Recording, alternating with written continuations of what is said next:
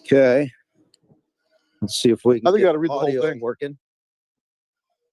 We're educating the American people, right? Yeah. So you can read part of it. Yeah. You get tired of reading it. I'll finish the rest. Okay, let me see here. Audio. Test, test. Before we kick things off, we'll make sure I got it. Live. Can you hear me?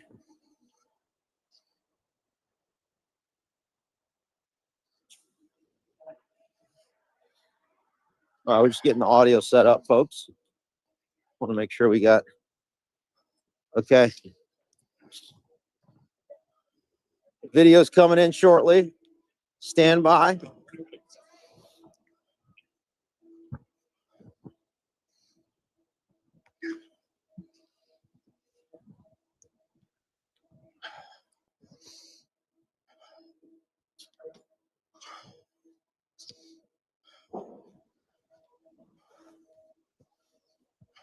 Hey, Stewart, say a few words. Yeah, so we are here representing a Just to make sure the audio works before we kick off. Test, test. And can you text in here? You get the audio? Can you hear both me and Stewart? My mic's not on. You want my mic on? Well, that would help. Well, let me know. Test, test, test. Wait for it to connect. Okay, so looks like audio is perfect. You can hear both of us.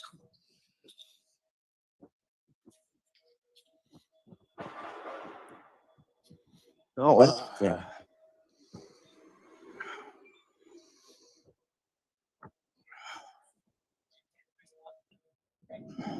Apparently, they just closed off Lafayette Park for us.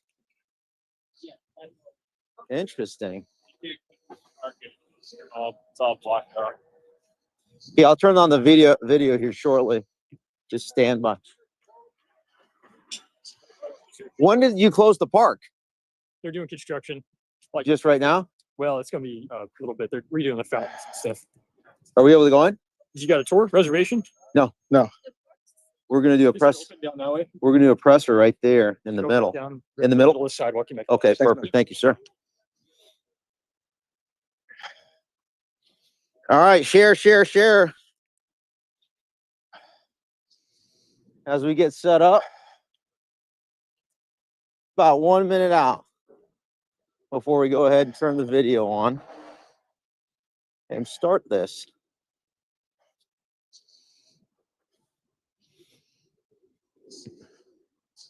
Okay.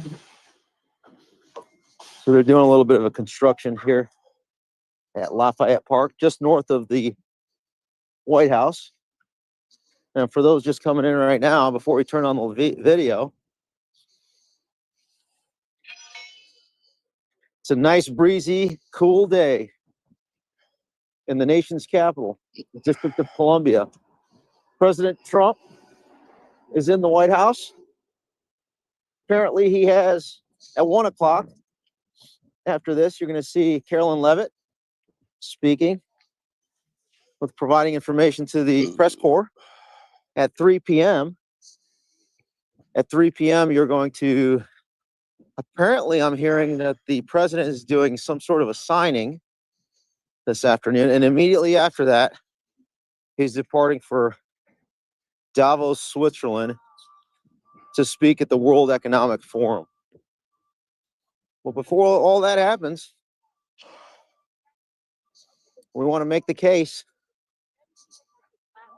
to President Trump. Hey, Ivan. Here. Take your hot chocolate back. So stand by. My hands are freezing. As we get set up.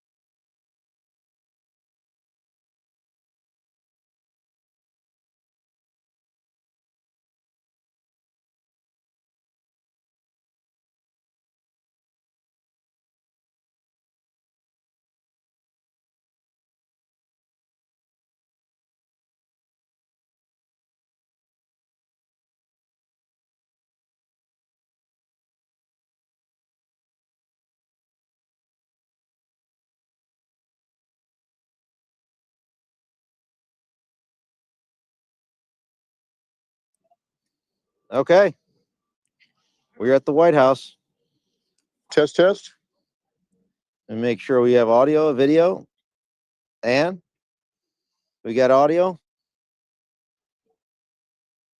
Test 1, 2, 3. Okay. Let's go ahead and get that going. All right. Include the button video. I have it on 4K. Okay. Here we go. All right, let's do it.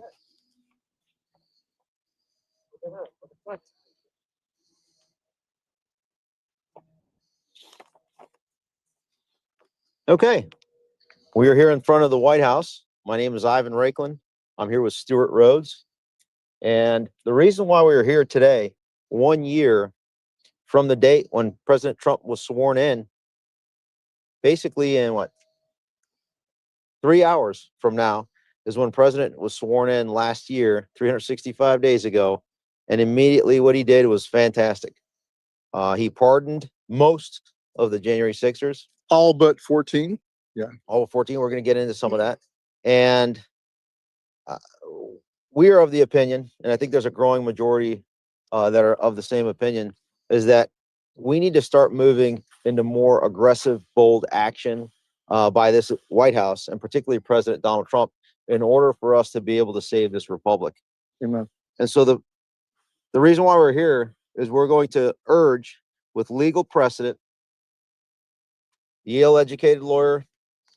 I'm also an attorney, retired Lieutenant Colonel, Green Beret, and we're here in our personal capacities as elements of we the people in order to convince, with a very compelling both legal and constitutional argument and political argument, to be able to ensure that this president in a timely fashion invokes the Insurrection Act. And so let's kind of begin. And we were speaking on behalf of a group of concerned patriots who are prior military, national security, or current inside the administration, and we're on their behalf. And we're seeking to hopefully build a groundswell of support for this necessary action. Go for it. All right, so we're going to start off by reading this, and then we're going to give a little bit more context to it. So let's kick this off. So this is a situation. These are the federal authority options in response to coordinated state level defiance and national institutional corruption and defiance. This particular memo is for the President of the United States, Donald J. Trump, the Director of National Intelligence, Tulsi Gabbard, as well as Elon Musk and Dana White. And we'll explain why that is. Dated January 20th, 2026. In summary, Mr. President, conditions now exist that meet the historical and statutory threshold for decisive federal action under existing law. In multiple states, not only Minnesota, senior officials are signaling open resistance to federal enforcement, asserting control over National Guard units as part of their defiance, encouraging obstruction of federal officers, and creating conditions in which federal law cannot be executed through ordinary judicial means. This pattern is escalating, not resolving, and delay materially increases institutional risk. This is no longer a political or rhetorical dispute. It is an operational question of whether federal authority will be enforced uniformly or selectively nullified by coordinated state-level defiance. Clear constitutional remedies already exist, have been used by prior presidents across party lines, and are designed precisely for this category of breakdown. So, key observations. State executives are publicly asserting authority over federal enforcement and Guard units. Federal officers are being obstructed, threatened, assaulted, and politically targeted for carrying out lawful duties. American citizens who support federal authority are being attacked in the street and in their churches in clear violation of their constitutionally protected rights. State and local officials refuse to protect their rights. Judicial remedies are increasingly ineffective or delayed in real time. Historical precedent confirms federalization authority when states refuse to act. Immediate option. Invocation of Insurrection Act to ensure execution of federal law and protection of constitutionally protected rights where state authorities fail or refuse to do so. Resistance to lawful authority, transparency, and accountability at the federal level.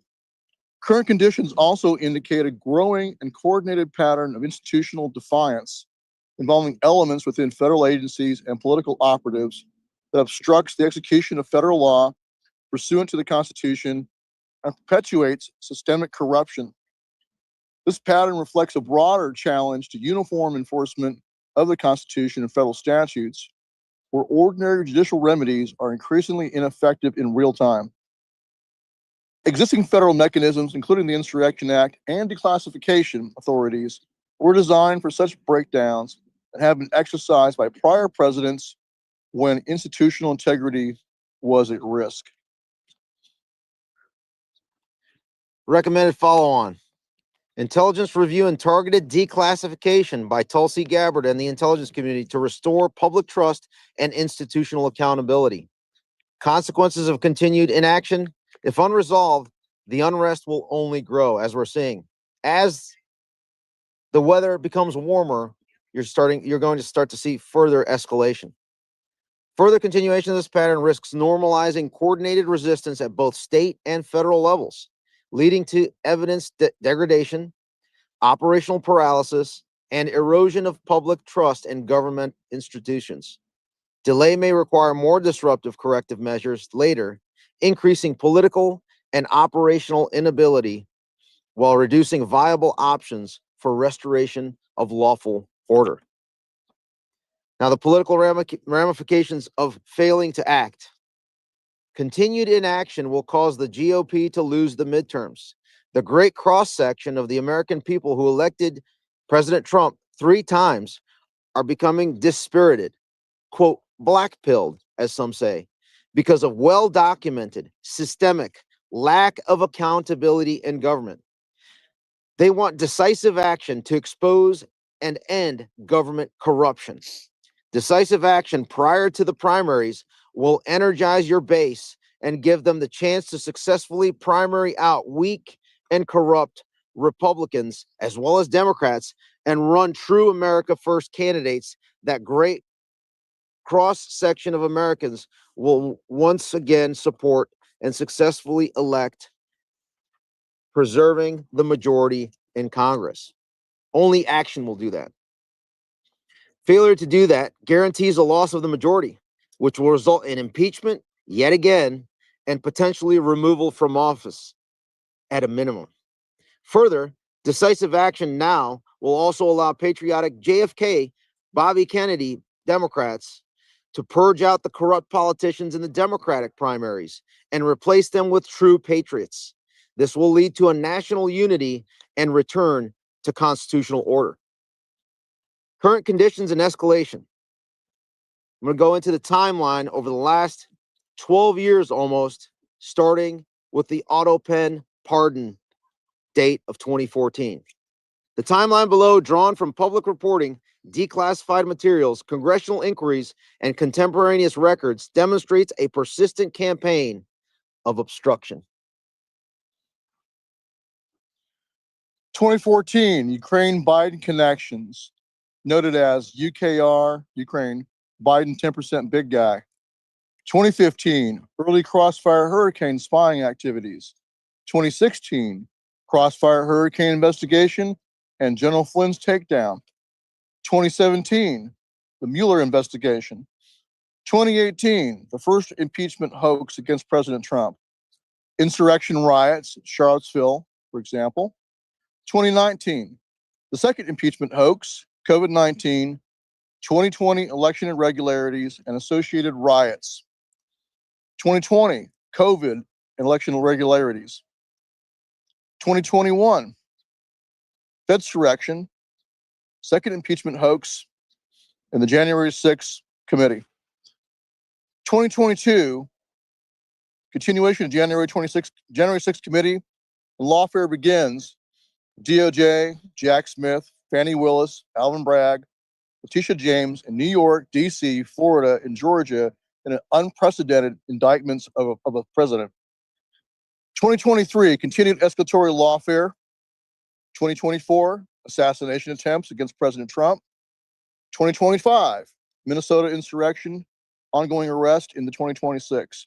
2026, current Minnesota insurrection, rebellion, Virginia follows suit on day one of the new trifecta of Democrat control in Virginia. Recent developments in Minnesota exemplify escalation.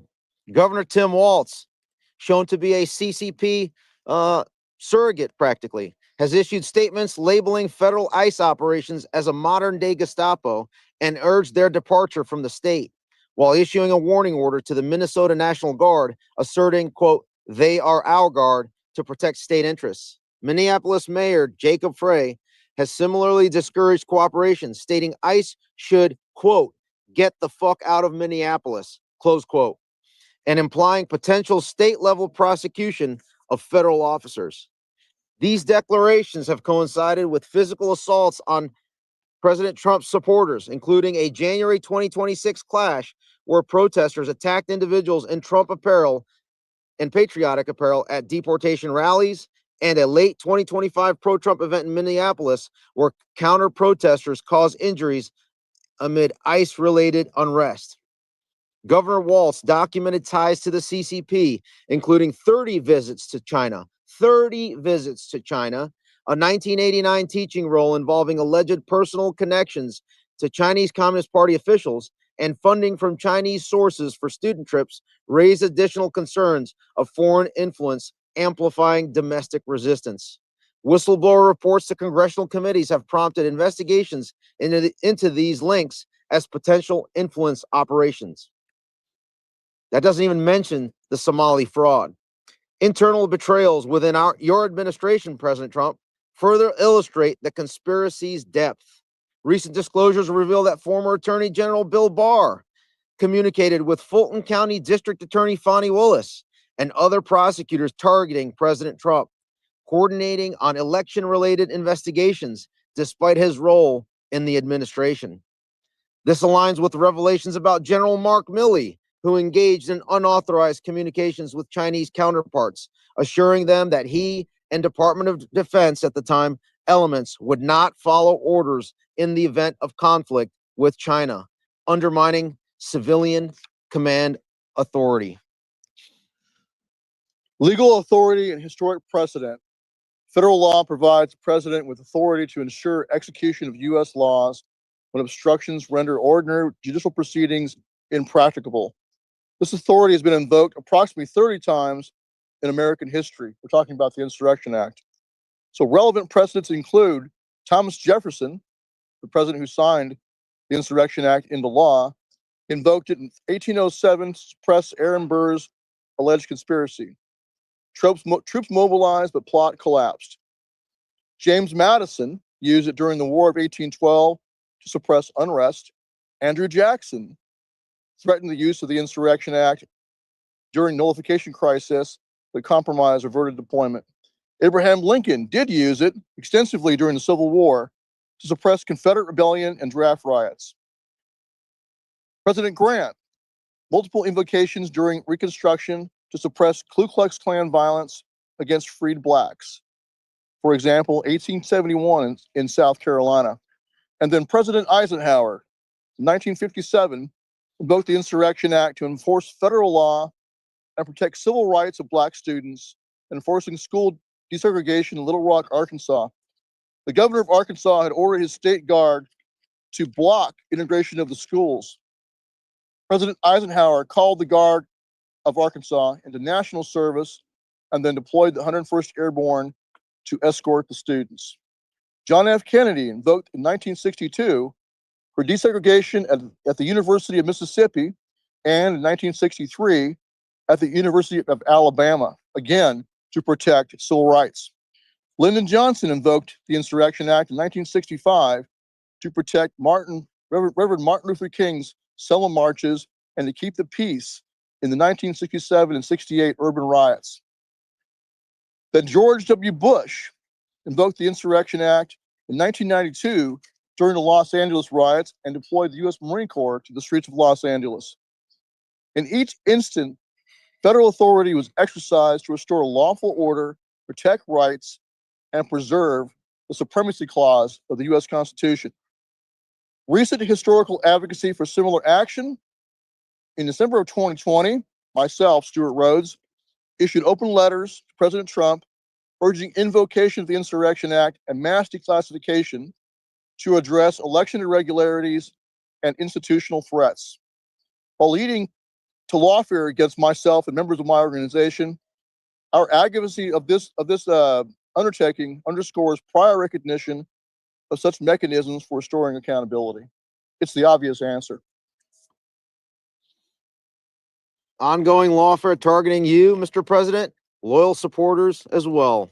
President Trump, you remain a co-defendant with Stewart, Rhodes, and other commuted, meaning not yet pardoned, Oath Keeper members, as well as Enrique Tarrio, and commuted, not pardoned Proud Boys in 2 ongoing civil lawsuits before Judge Amit Mehta, an Obama appointee. One lawsuit by members of the United States Congress, which was initiated by Benny Thompson, who was the chair appointed by Nancy Pelosi of the January 6th Fedsurrection Cover-Up Committee, also known as the Unselect Committee. Another lawsuit by a group of U.S. Capitol Police officers, despite no Oath Keepers or Proud Boys assaulting any of them. These cases represent continued, sustained lawfare on you, Mr. President, and on key figures resisting the pattern described previously. That lawfare will only increase unless decisive action is taken to root out systemic corruption in our government. Scope of presidential authority that you have over federal agencies and declassification, sir. As Commander-in-Chief, the President holds ultimate authority over executive branch agencies, including the full United States intelligence community, all elements. For comprehensive coverage, operations should target all 17 intel community members, as well as the Office of Director of National Intelligence, plus any other location suspected of holding relevant data. For example, DOJ components, private contractors, offsite servers. The full list of the 18 U.S. intelligence communities includes specifically the ODNI, the Central Intelligence Agency, the Defense Intelligence Agency, the National Security Agency, and particularly elements of the Department of Justice. Not only the release of the Epstein files, which was recently signed into law by President Trump, and this current DOJ, similar to Bill Barr, is not doing the direction and the directive of the U.S. Congress and this president. Oh, regarding the declassification, the president possesses under Executive Order 13526 and a proposed superseding executive order to declassify information extending to files from any agency. This includes delegation to the Director of National Intelligence, Tulsi Gabbard, for expedited reviews. Recent precedents in transparency. Elon Musk's initiatives. Elon Musk's acquisition of Twitter, now X, in 2022, and subsequent release of the Twitter files exposed internal corruption and government involvement in content moderation, including regular meetings with FBI, CIA, NSA, and DHS personnel and officials influencing censorship decisions inside of Twitter. This transparency effort resulted in a large cross-section of Americans, including many Trump voters, highlighting institutional overreach. It targeted a large cross-section of Americans, including many Trump voters, highlighting institutional overreach. Musk's role in the Department of Government Efficiency, DOGE, from 2025 onward, identified federal waste through contract audits, canceling redundant programs, and exposing inefficiencies in agencies like USAID and VA, though some savings claims were adjusted after review. These actions demonstrate the value of targeted exposure in restoring public confidence. Further, in an interview on Joe Rogan's podcast, Musk referenced the censorship industrial complex operated by pre-acquisition Twitter, including alleged government corruption, suppression of free speech, and involvement in issues like COVID-19 vaccine mandates, election-related censorship, and wrongful actions against users. Musk characterized disclosure as a key step in a path to save the republic, close quotes, through accountability and legal action.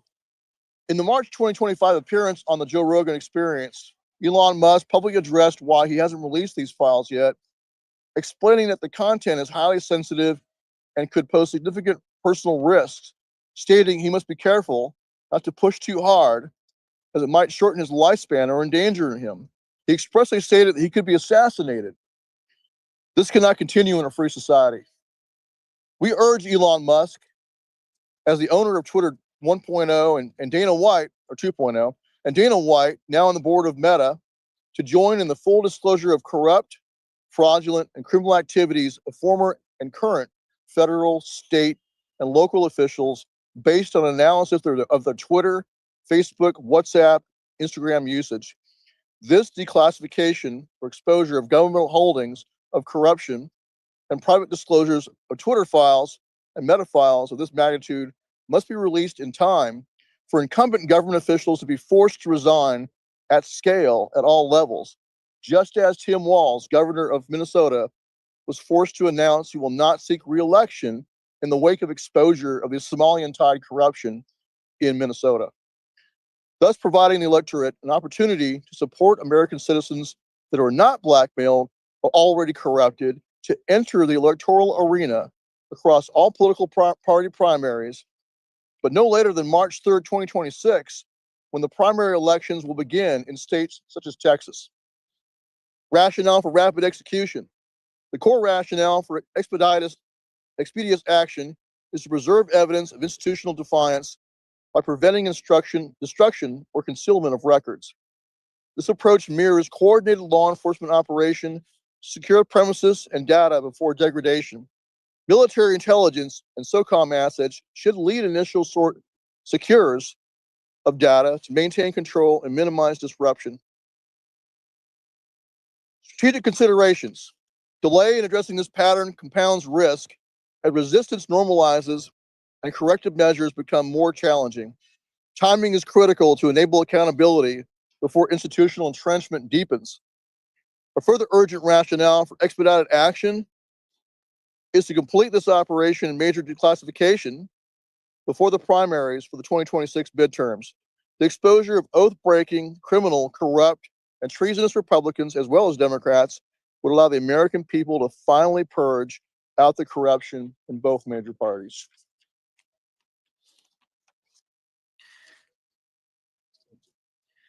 The Make America Great Again base would be able to primary out the corrupt incumbents and replace them in the primaries with true America First patriots.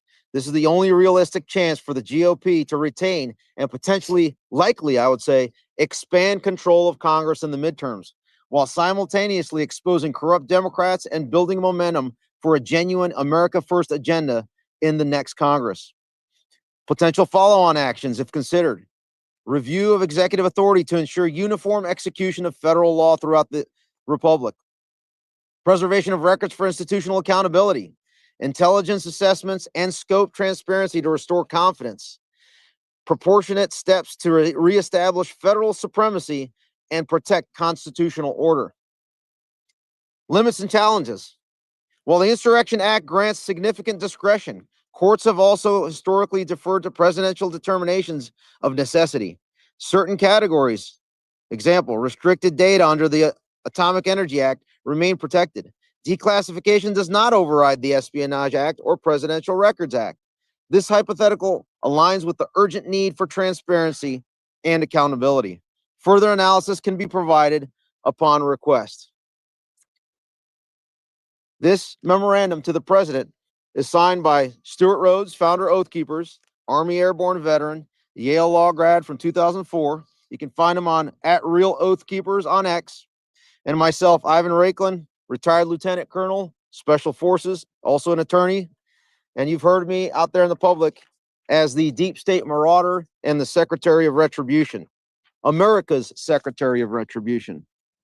But this doesn't end there. This is on behalf of a group of concerned national security, military, and legal personnel, both within this administration and outside of the current administration. And that number is growing as we communicate through platforms such as X and Rumble. So now I want to kind of give you, Stewart, a couple minutes you want to add Sure. on what the current state of our union is and what we can do moving forward, and I'll close out. Yeah. So a growing number of Americans realize that our political system is broken and is almost irreparably corrupt. Both major parties, that's why they're referred to as a uniparty, treat the American people like cattle and are robbing them blind and stealing their rights away piece by piece.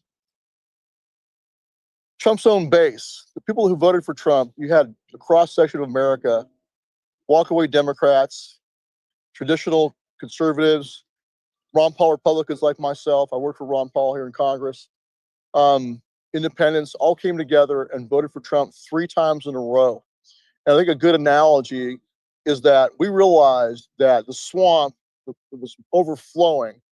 We have crap in our house, flooding our house, and we hired Trump as the plumber 3 times. And we expect him to fix it. And if he doesn't fix it, then we're going to have to fix it. We'll have to start knocking holes in the foundation with shovels and pickaxes and sledgehammers and take care of ourselves. So we call on him to do what he was sent there to do. He was spared in Butler. His life was spared by God, I believe, so that he has a chance to save this republic. He'll be given a brief reprieve and a chance to save it. He has to fulfill his destiny.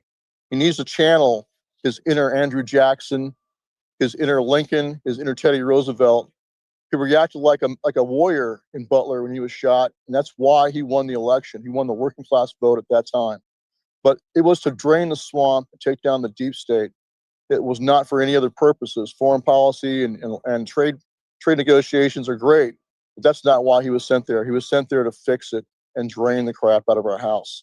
So I really encourage President Trump to remember why he's there and to understand that this is his destiny. I think he knows this, but we just encourage him to be decisive and courageous. He has good people around him. Tulsi, I believe, is a patriot. He's got Robert Kennedy Jr. I believe Pete Hegseth is also a patriot. He's got some good people around him, but he has to focus on the bad guys here in Washington, D.C. It's not the foot soldiers out there in the streets of Minnesota that really are a problem. It's right here. And I encourage him to use his authority and embrace his destiny. So later today, the President of the United States, while he's currently in the White House, is scheduled to go overseas to Davos, Switzerland, to attend the World Economic Forum, to represent the United States of America. The donor class that worked together with us 79 million that voted for him, I understand. They got him there and they provide him the resources in order to be able to secure a re-election. I accept that. Most of us accept that. So the way we view it is that the first year of this administration, short of potentially that first day, from our perspective, has been focused primarily on foreign interests. As you see, and I get it. We want peace through strength. We want peace throughout the world. But I think at this point in time, it would be nice for the president to listen to folks that are not in your administration that have been the most loyal to the Constitution and to you personally. Stewart Rhodes, it's very cold today, but I want to ask you if you can pull out the tattoo on your arm. Yeah, I could do that. Sure. And tell us a little bit about that. Well, Might not last too long because it is a little chilly. I'll use your mic. No, what I would just say is that I got this tattoo after President Trump was shot in Butler and in prison because, like I said, I realized that 1, God saved his life, but 2, he reacted like a warrior that day. It was that kind of physical courage. You got to go back to George Washington himself or Teddy Roosevelt or Andrew Jackson. That's the kind of courage, physical courage he showed that day. So he has a warrior's heart, and you can't fake that. It's real. He jumped up. First thing he was worried about is where are my shoes? And then he jumped up and raised his fist in the air and said, fight, fight, fight. That's a warrior's response to being shot at. You're not going to see that from Sleepy Joe. He'd have been in the fetal position. So that's when Trump displayed his warrior's heart. And all the men in my unit, black, white, and Hispanic, all cheered for President Trump. And the inmates said, you know, Trump's a legit OG. That means vast respect as a man. And that's when I knew that he had won the working class vote of all the men across the country of all races. The majority of black males, for example, that's the first time that I know of in recent history, they voted for Republican. It's because of that courage he showed. So I believe that's his destiny. And that's why we were in Washington, D.C. on January the 6th. We were there to protest against a coup that was against the will of the people and in violation of our Constitution. And those of us went to prison. In fact, the 14 of us that were commuted, not pardoned, were all the guys that went to trial and refused to bend the knee and kiss the ring. We refused to turn on President Trump. We could have done that. We could have turned on him and bore false witness and just gone home. None of us had to do any prison time, but we refused to turn on him. And so we still have 12 of us that need pardons now. I believe 8 of us are veterans. I'm a disabled veteran, lost all our benefits. So we would like to be restored. But above all, we want our country restored. So I encourage President Trump to remember how he reacted that day. Let that not be his high watermark for courage. Let this now be his high watermark that he saves the republic. And I encourage him, that's why I'm saying declassification is so essential. Start with the judges. Start with the corrupt judges. Expose their corruption, whether they're pedophiles or taking money from communist China, or whether they've insider trading, whatever their crimes are, expose them.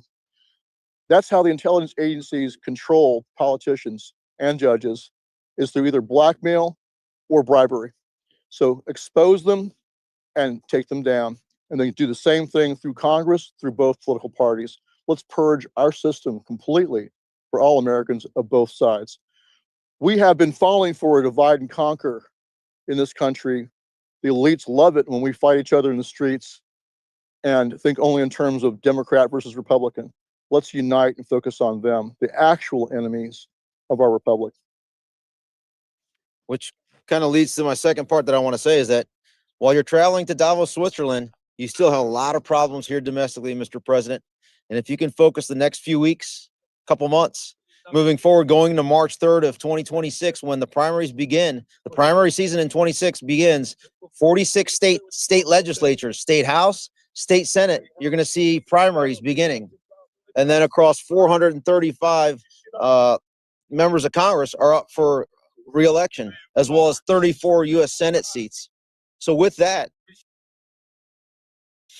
I think the president needs to refocus, think about what the maximum authority you have at your disposal in order to stop the escalation, because this is what's going to happen. You've been forecasting it for 6 years. I've been forecasting it for a few years as well.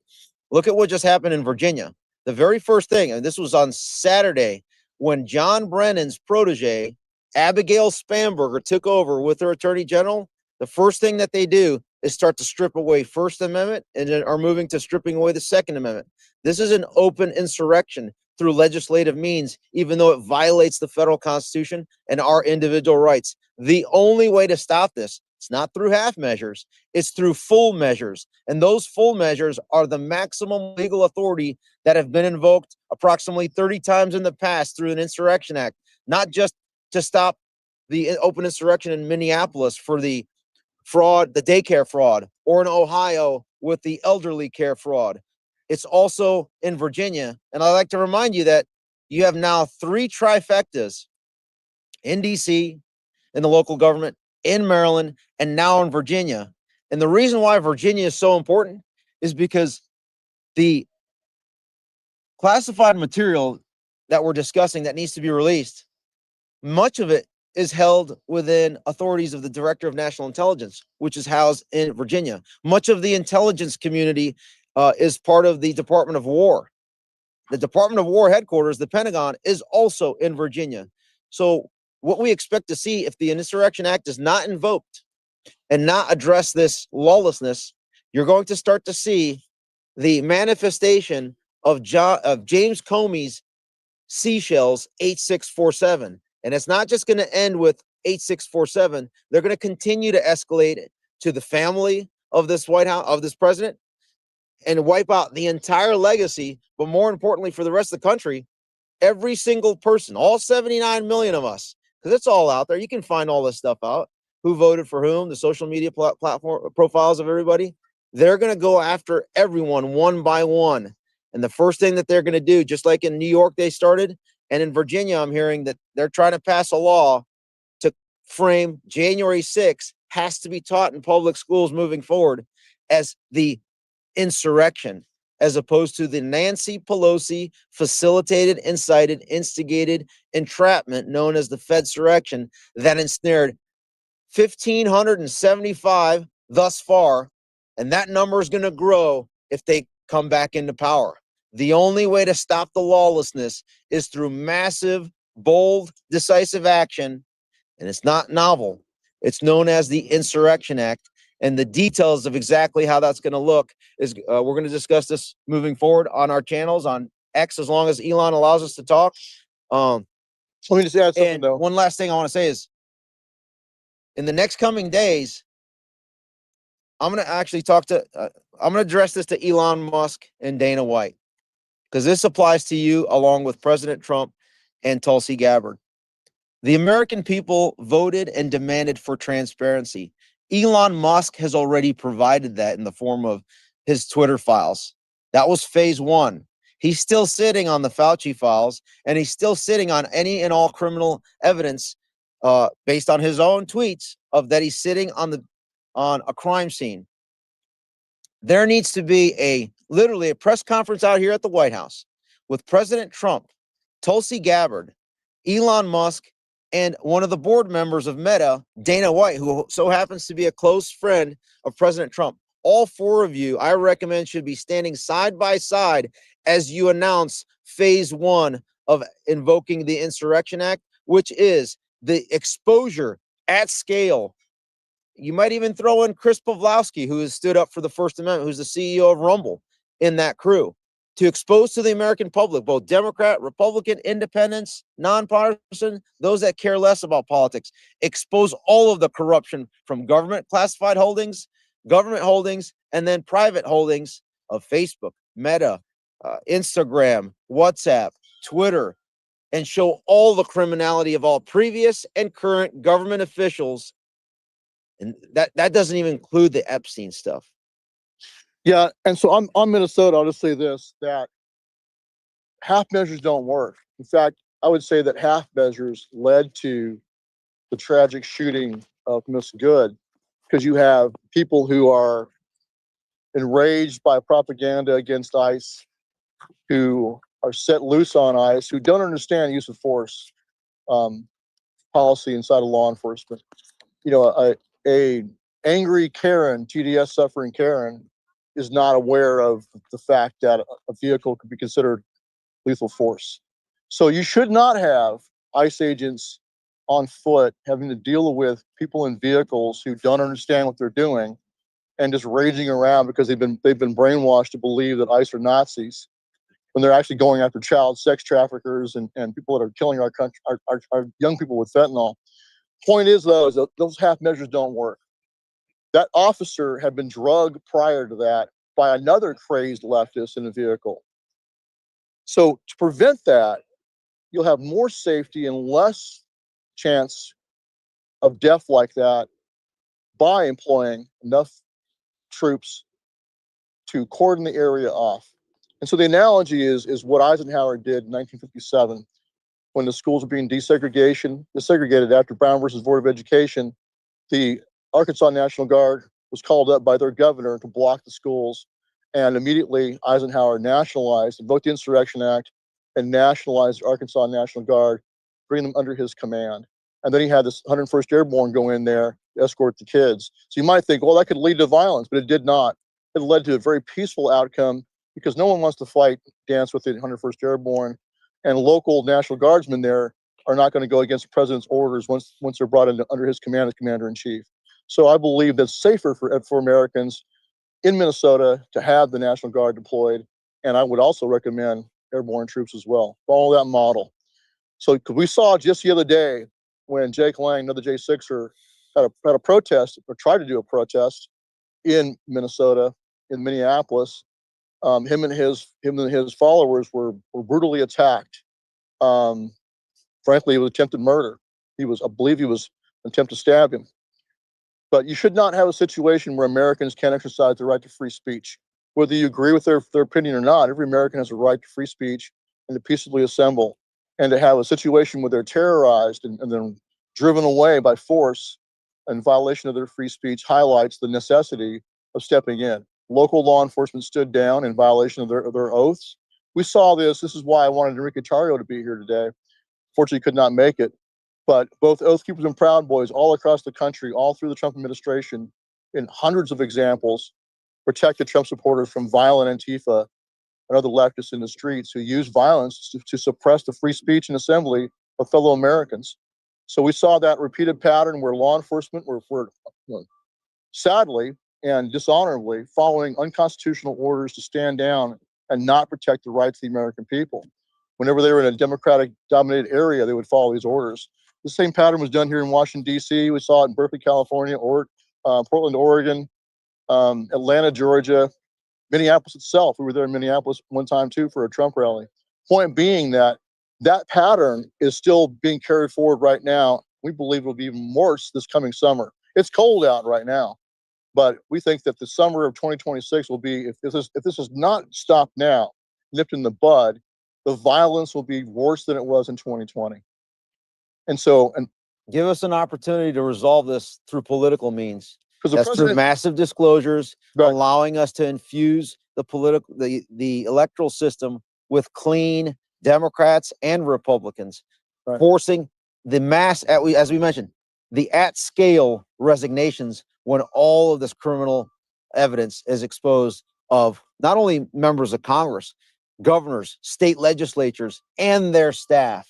yes, because the corruption is endemic across the country. I've traveled all over the country and spoke to people from both political parties all over the country, and it's right down to the town level. It's bad. So we have a very corrupt political system, a very corrupt legal system. And on that topic, I'll tell you, I was in prison with innocent men who were railroaded by prosecutors across the country, who suborned perjury, coerced false confessions and false testimony. A lot of guys are in there for what we call ghost guns and ghost drugs. No actual guns, or no physical evidence of an actual gun in possession of a felon, or actual drugs. Just somebody some other guy, some other poor sap, who was coerced into a false confession and told, you're going to either plead guilty and testify against this guy, or we'll give you 30 years in prison. So they go and they get on the stand and they lie. They're being coached by the prosecutors. So our political system and our legal system is broken. It's not just because of January the 6th I say this. I saw it a long time ago as an attorney. So we need to fix this. We need to fix it for all Americans of both political parties, or all political parties. And last thing, can you highlight similar topic is that if this doesn't occur, the escalation of law force is going to continue against President Trump. Yeah. Because if this doesn't happen, guaranteed the Democrats win this election cycle. Yeah. And then number two, then the two lawsuits that you're co-defendants with President Trump on is going to really come back and bite him. Yeah, I'll say this as an old school Ron Paul Republican. Ron Paul's candidacy exploded. His movement, he got in the first walkaways, actually. You could see the Ron Paulers. Democrats came across in droves. In fact, some of them became founding members of Oath Keepers to help me launch Oath Keepers. There were former Democrats who knew Hillary Clinton was a warmonger, also did not trust Barack Obama, but they trusted Ron Paul. They didn't like John McCain either, for all the same reasons. So, but they liked Ron Paul because he was actually sincere. They knew he was legit anti-war, legit anti-prison industrial complex, anti-military industrial complex, anti-corruption. That's why they put their faith in him. That same group of people put their faith in President Trump for much the same reason. They believed he was sincere, was an outsider who was going to shake things up. Michael Moore, the radical leftist filmmaker, described President Trump as a Molotov cocktail of the working class against the establishment. And that's the one time I would agree with Michael Moore. I think he was right about that. The working class in this country, all Americans, are sick and tired of corruption in Washington, D.C., on Wall Street, in our banks, all over our country. They want it fixed. So he was the Molotov cocktail of the working class against the establishment. He needs to be that again and take it down and save our country. I'm sure he's being told that you can't do these things like declassification and exposure of all the corruption because it'll destroy faith in our institutions. Well, that's already happened. Most Americans have zero faith in any of these politicians, zero faith in the FBI, the CIA, etc. They know, Regardless of who's at the top. regardless, they know across generations it's been corrupt. They're just giving up on it. They don't think that anything can fix it. So we need President Trump to step up and fix it for the American people. So I think that's about it, right? That's it. And we're happy to help. The group we represent, they are always available to the president and his staff, but otherwise, for now, we're going to leave them anonymous until further notice. Questions? Gentlemen, questions? Nope. Okay. You sure? All right. So we're available on our X channels. I'm at Real Oath Keepers on X, and Ivan's at Just my name, Ivan Raiklin. Real Ivan Raiklin, right? No, just That's Ivan right. Raiklin. At Ivan Raiklin. Right? Raiklin. So if you want to contact us, that's fine. And we look forward. So one last thing. We pray that President Trump and his advisors, especially Tulsi Gabbard, and like Ivan said, Elon Musk also, and Dana White, because of his position, we pray that they listen to this and set aside the naysayers and the talking heads that tell them they can't do this. Because if they don't do this, this country's doomed. They have to do it. And then the last thing I will say is that at 1 o'clock, Carolyn Levitt is going to be taking questions at the White House in the press briefing room.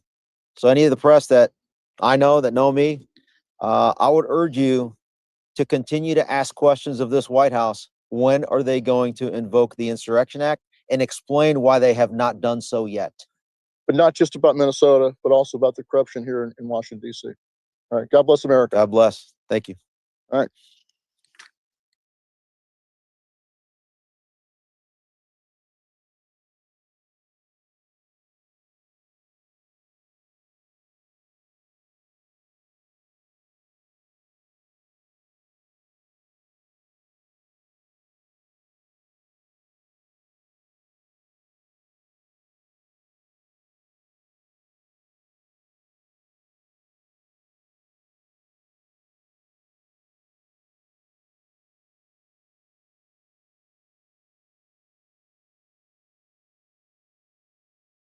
Attorney, and this is Stewart Rhodes, founder of Oath Keepers, who was commuted by President Trump 1 year ago today. And can I ask you Also an your attorney. message is to President Trump? Yeah, the same thing you just talked about. I urge him to do this in 2020 and open letters to President Trump is to take down the deep state through mass declassification and also invocation of the Insurrection Act. So I think right now what we're seeing in Minnesota is just tip of the iceberg. The corruption in Minnesota was exposed by, what's the name of the journalist that exposed that? Matt Taibbi and Michael Schellenberger? No, the young man that What exposed are you talking about? No, I'm talking about Minnesota. Oh, Nick, what's his name? Nick Shirley. Nick Shirley. So Nick Shirley, young, 23-year-old, exposed the corruption. That should have been exposed by the FBI. So that's a major frustration for me is what is going on in the FBI, the DOJ.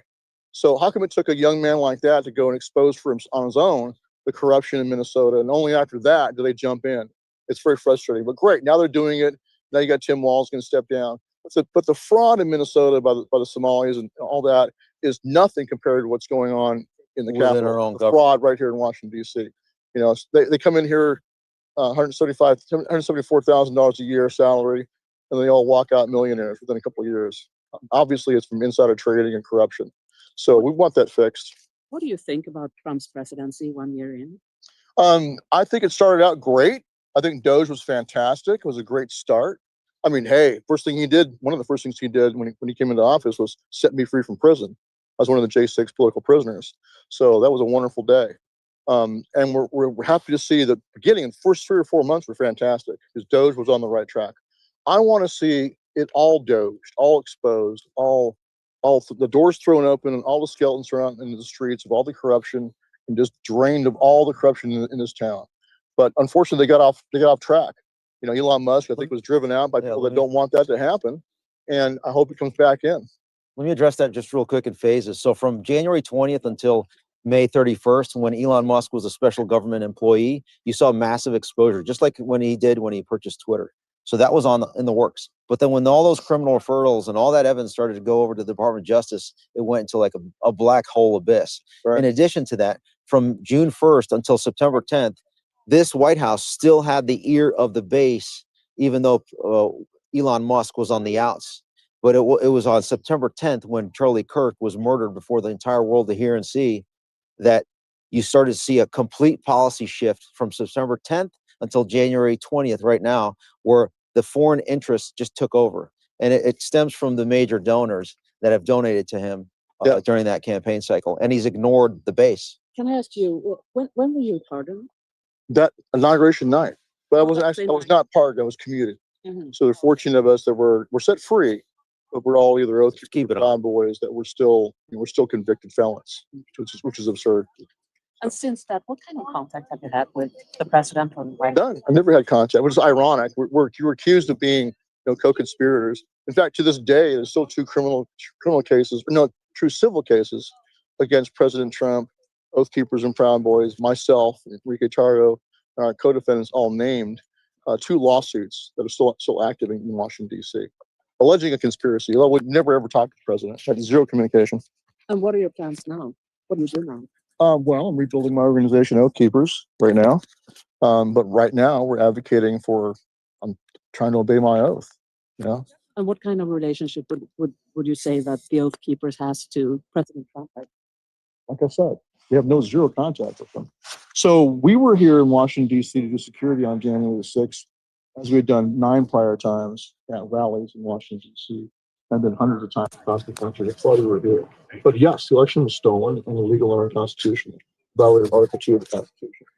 I said that at trial. I looked the jury right in the eye and told them that. I looked the judge right in the eye in my sentencing. I refused to bend the knee. Refused to give in. It was a stolen election and a coup. So I called it out. Anyway, the point is, though, is that we need to have our country fixed. That's why we're talking about this. Last minute, so we bullshit over here. We for 10 minutes. Yeah, I'm Stewart Rhodes, the founder of Earth Keepers. I'm a veteran and also a Yale Law School graduate. This was live streamed. Yeah, sure. Question as well. Sure, yeah, go ahead. When I have it here. One second. If you look online, there's when the left talks about ICE, Sure. they say that it's people from Oath Keepers and those movements are they've kind of volunteered into that. Yeah, a lot of veterans are joining us. Yes. Has that happened? Like, Well, a lot of veterans have joined us. That's absolutely true. Look, I think that the mass immigration into this country, just like the mass immigration into Europe, is part of a very well-planned program to destroy Western civilization, to bring people in such large numbers they can't possibly assimilate, and also being conditioned not to assimilate. My mother's side of the family came from Mexico. I'm part Mexican, and they came here and assimilated. But the ethos now is for immigrants to be conditioned not to assimilate. That's a problem. And so I think that that's a part of a methodical, like I said, orchestrated destruction of Western My parents fled civilization. the Soviet Union from communism. Okay. Come here. So Yeah. got a Mexican and And a Russian. Yeah. And he speaks Russian. oh, you do? Yeah, of course he does. Yeah. and Spanish. Okay, well, Where thank you you. from? You I'm bet. from Sweden. Okay. You Well, a hey, journalist? Yeah, I'm with her. look what's happening to Sweden right now. Well, what of all different things do you have in mind? You mean the green Bombings. Oh yeah. Okay. So, The inside politics of Sweden. pardon? You mean the shootings and that Yeah. kind of Yeah. Say this. The violence, right? Yeah. Compliment to Sweden. You didn't have the draconian lockdowns and measures Nope, we during did. COVID. That's right. You guys You did were the the right thing. example. Yeah. The The rest U.S. screwed the pooch on that. You guys did a good job. Yeah, I've heard people say that. Yeah, it's true. Sweden. Yeah. It's Hey, easier. you have Okay, a question? Thank you so much. He was hanging out. No problem, man. All right. Appreciate you I'm coming gonna out. throw my banana away somewhere. Sure. Yeah, good luck. I couldn't find a freaking trash can. Oh, you know what? I got a empty coffee cup there. Just stick it in that. That's my trash can. Thank you. Yeah. Just some medical records also. Oh, okay. How was that? What do you think? Okay, end this.